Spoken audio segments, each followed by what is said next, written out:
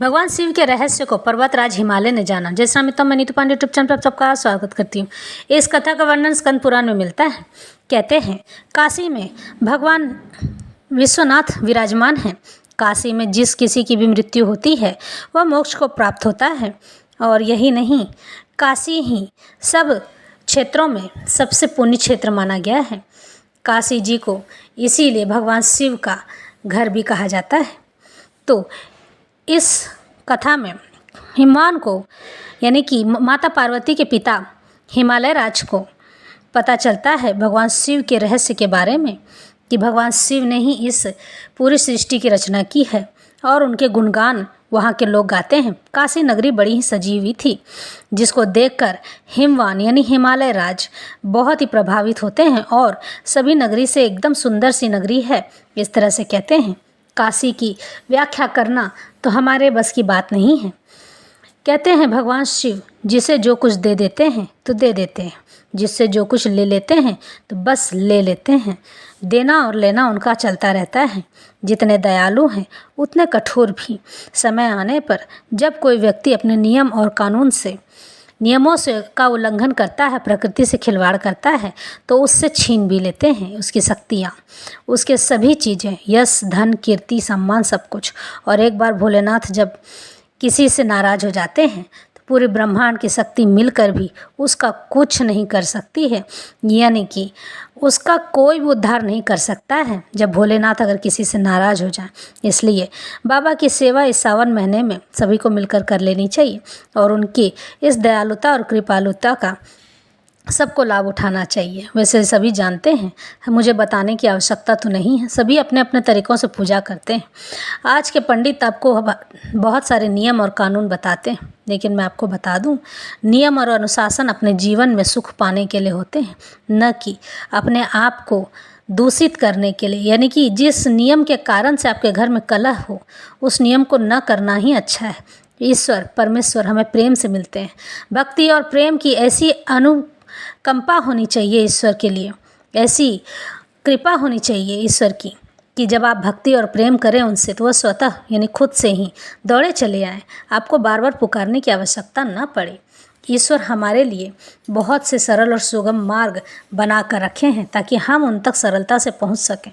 कोई अगर कहता है कि मैं तुम्हें ईश्वर से मिला दूंगा, तो यह तो बड़ी वही बात हो गई कि राजा के पास जाने के लिए किसी मंत्री की सहायता लेना। लेकिन ये तो गलत बात है ना कि ईश्वर अपनी मर्जी के मालिक हैं। जब तक ईश्वर की कृपा हम पर नहीं होगी, हम में से कोई भी उनसे नहीं मिल सकता है। हाँ, कोई साधु संत है तो आपको ईश्वर से मिलाने का मार्ग दिखा सकता है, वो रास्ता बता सकता है, चलना आपको ही पड़ेगा। इस तरह से कथा आरंभ करते हैं। कार्तिकेय जी कहते हैं, एक समय पर्वतराज हिमवान ने उनकी पतिव्रता पत्नी मैना ने कहा, आर्यपुत्र में विवाह के बाद से अपनी बेटी गौरी का समाचार न पा सकी। इस समय महादेव जी कहाँ हैं? प्रभु, वे एक और अद्वितीय हैं। उन त्रिशूलधारी भगवान शिव का समाचार जानने के लिए कोई उद्योग कीजिए, कोई उपाय कीजिए। गिरिराज हिमवान बोले, देवी, मैं अपनी प्यारी पुत्री की खोज करने के लिए स्वयं ही जाऊंगा। मैं तो ऐसा समझता हूँ कि जब से गौरी मेरे घर से गई है तब से इस घर की लक्ष्मी चली गई है। ऐसा कहकर भांति भांति के रत्न और वस्त्र साथ ले गिरिराज हिमवान शुभ लग्न में घर से चले गए। बहुत दूर आगे जाने पर उन्होंने दूर से ही काशीपुरी को देखा, जो कि मणियों की ज्योति से जगमगा रही थी और अपने प्रकाश से संपूर्ण आकाश को व्याप्त करने वाली थी। सब और वैजयंती पताकाओं के समुदाय से सुशोभित वह पुरी स्वर्गलोक की अमरावती सी जान पड़ती थी। अमरावती। इसी समय वहाँ उन्हें कोई तीर्थयात्री दिखाई दिया। पर्वतराज ने उसे बुलाकर आदरपूर्वक पूछा, भाई कार्पटिक यानी कि हे राहगीर, यहाँ का वृत्तांत कहो। यह कौन सा अपूर्व नगर है? इस समय यहाँ का अधिष्ठाता कौन है और उनका कर्म क्या है? तो कार्पटिक बोला यानी राहगीर बोला, मानद, अभी तो 5-6 दिन ही बीते हैं। गिरिराज नंदिनी गौरी के पति भगवान विश्वनाथ यहाँ काशीपुरी में मंदराचल से पधारे हैं। यहाँ के राजा दिवोदास परमधाम को चले गए, जो संपूर्ण जगत के अधिष्ठाता हैं। वे ही भगवान शंकर इस काशीपुरी के भी स्वामी हैं। वे ही सब कुछ देने वाले हैं। पर्वतराज हिमवान भी श्रेष्ठ हैं, जिन्होंने प्राणों से भी अधिक प्यारी पुत्री देकर भगवान विश्वनाथ को संतुष्ट किया है। वेदों के द्वारा जानने योग्य परमेश्वर शिवजी की चेष्टाओं को कौन जानता है? मैं तो बहुत थोड़ा और इतना ही जानता हूँ कि यह सब जगत इन्हीं की रचना है। इस समय भगवान शिव गिरिराज कुमारी पार्वती जी के साथ काशी के ज्येष्ठेश्वर नामक स्थान में ठहरे हुए हैं। भगवान विश्वनाथ के लिए विश्वकर्मा द्वारा जिस विशाल प्रासाद मंदिर का निर्माण किया जा रहा है वह अपूर्व है। वैसा तो मैंने अपने कानों से कभी सुना भी नहीं है।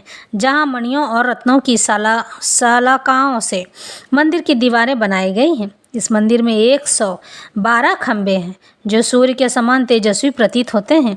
ऐसा अपूर्व वैभव जिनके समीप सदा प्रकट होता है, उन भगवान उमाकांत को आप कैसे नहीं जानते हैं।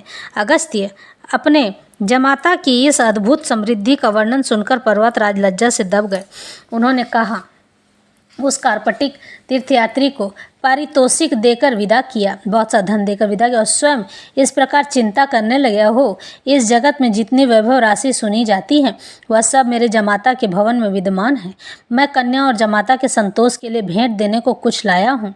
वह सब उनके अगाध वैभव को देखते हुए मुझे अत्यंत तुच्छ प्रतीत होता है। यह संपूर्ण जगत जिनका ही पसारा है, जिन्हें उनसे पहले रहकर कोई भी नहीं जान सका, वे वेद वैद सर्वज्ञ परमेश्वर ये ही हैं जिन्हें मैंने सदा अनभिज्ञ भोला समझा था। वे ही सर्वज्ञ ईश्वर हैं। सबके समस्त नाम जिनके ही नाम हैं, वे सर्वदेश व्यापी और सबको सब प्रकार की सिद्धि देने वाले परमात्मा ये ही हैं जिनका कोई एक देश नहीं ज्ञात होता है, जिनको पहले मेरे जैसा पाषाण बुद्धि का पुरुष आचारहीन के समान देखता था। वे ही ये साक्षात ईश्वर हैं जिनसे श्रुतियाँ और स्मृतियाँ भी आचार का ज्ञान प्राप्त करती हैं। अब तक मैं जिन्हें नाम मात्र से ईश्वर जानता था वे साक्षात ईश्वर हैं। ये दूसरों को भी ऐश्वर्य की प्राप्ति कराने वाले हैं, गुणातीत होकर भी समस्त गुणों के आधार हैं। कार्य और कारण सब इन्हीं के स्वरूप हैं। यद्यपि यहाँ ये अर्वाचीन नवीन से प्रतीत होते हैं, तथापि ये परम प्राचीन और परात्पर हैं। मैं केवल पर्वतों का स्वामी हूँ और मेरे जमाता उमाकांत संपूर्ण विश्व के स्वामी हैं। मेरी संपत्ति परिमित बहुत थोड़ी है, परंतु इनके दिव्य वैभव का कोई माप नहीं है। अतः मेरी लाई हुई यह उपहार की सामग्री बहुत थोड़ी है। इससे इस समय मैं इन महेश्वर का दर्शन नहीं करूँगा। मन ही मन ऐसा निश्चय करके गिरिराज हिमवान ने सायंकाल समस्त पर्वतीय अनुचरों को बुलाकर आज्ञा दी, सेवकों, तुम सब लोग शीघ्र ही सूर्योदय से पहले यहाँ एक शिवालय निर्माण करो। हिमवान की यह आज्ञा पाकर अनुगामी सेवकों ने रात बीतने के पहले ही सुंदर शिवालय बनाकर तैयार कर दिया। फिर गिरिराज हिमवान ने उसमें शैलेश्वर नामक शिवलिंग की प्रतिष्ठा की, जो चंद्रकांत मणि बना हुआ था, जिसकी जगमगाती हुई प्रभा से सारा मंडप उज्ज्वल आलोकमय हो रहा था, बहुत ही चमक रहा था और सुंदर दिखाई दे रहा था। उसके बाद सुबह सुबह होते ही गिरिराज ने पंचनद कुंड में स्नान किया और कालराज भैरव को नमस्कार एवं पूजन करके वहीं अपनी लाई हुई रत्न राशि छोड़कर वे अपने सब पर्वती सेवकों के साथ तुरंत लौट गए। उसके बाद प्रातः काल मुंडन नाम वाले 2 शिवगणों ने वर्णा के सुंदर तट पर बने हुए उस सुंदर देवालय को देखा।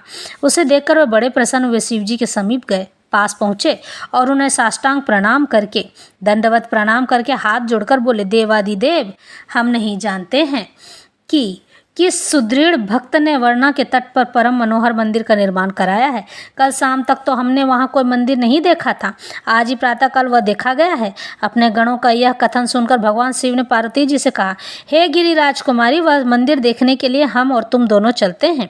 ऐसा कहकर पार्वती और गणों सहित भगवान शिव वहाँ गए और वहाँ उन्होंने वर्णा के तट पर रात भर में बनाए हुए उस परम सुंदर देव मंदिर को देखा। फिर मंडप में प्रवेश करके चंद्रकांत मणिमय शिवलिंग का भी दर्शन किया।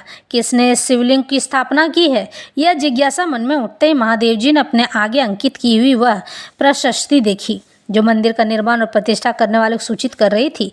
उसे मन ही मन बाँचकर भगवान शिव देवी से कहते हैं, प्रिय, सौभाग्यवश यह तुम्हारे पिता की ही कृति है, इसको अच्छी तरह देख लो। यह सुनकर पार्वती जी को बड़ी प्रसन्नता हुई। उन्होंने महादेव जी के चरणों में प्रणाम करके प्रार्थना की, नाथ, इस श्रेष्ठ लिंग विग्रह में आपको दिन रात स्थित रहना चाहिए, एवं वस्तु ऐसा ही होगा। यूँ कहकर महादेव जी ने पुनः पार्वती जी से कहा, वर्णा नदी के जल में स्नान करके जिनके द्वारा शैलेश्वर शिव की पूजा होगी तथा जो पितरों का तर्पण करके प्रसन्नतापूर्वक अपनी शक्ति के अनुसार दान देंगे, उनकी इस संसार में पुनरावृत्ति नहीं होगी। हे सुबह शैलेश्वर नाम वाले इस महालिंग में मैं सदा निवास करूंगा तथा जो इस लिंग का पूजन करेगा उस मनुष्य को मैं परम मोक्ष प्रदान करूंगा। जो वर्णा के सुंदर तट पर शैलेश्वर का दर्शन करेंगे, काशी में निवास करने वाले उन लोगों को कभी दुख नहीं दबा सकेगा। इस तरह से भगवान शिव ने हिमालय राज को मोक्ष का भागी बना दिया। इस तरह से कथा ही संपन्न होती है।